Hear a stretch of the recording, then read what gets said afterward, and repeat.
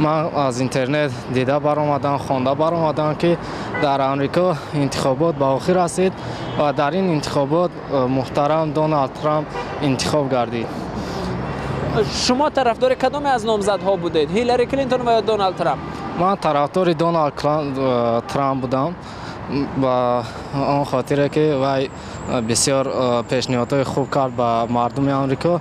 برای همین هم من طرفدار وی بودم. جانبداری وی کلینتون بودیم، خیلی کی گذاشت. چرا جانبداری کلینتون بوده؟ خیلی سالای نوبتی که کلینتون وی میکرد، پرزیدنتی وی میکرد، به فکرم این با تجربه خوب داشت برای دولتداری وی کردن. اما دونالد ترامپ یعنی یک تاجر است و دونالد ترامپ به ما شناسی وی نیست، تصورات وی نداریم درباره دونالد ترامپ.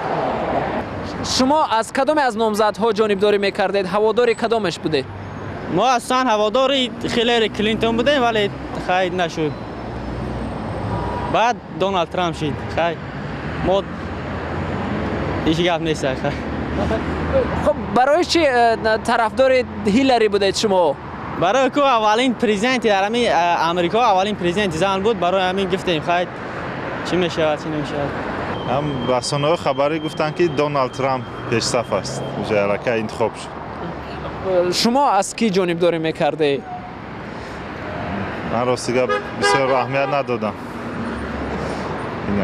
فرقی ندارد براشون؟ فرقی ندارد.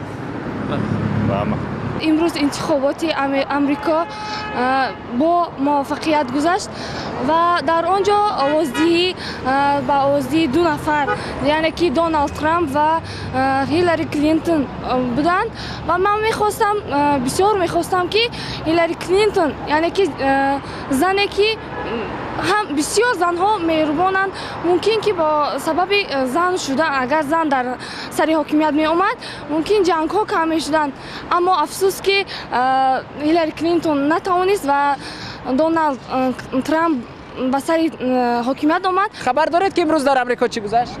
نه، خبر ندارم. من رسانه های خبری رو مشاهده میکنید، نظارت میکنید؟ بله، نظارت میکنم. اما نشنیدید که در امریکا چی گذشت؟ نه، اما نشنیدم که در امریکا چی گذشته است. تشکر.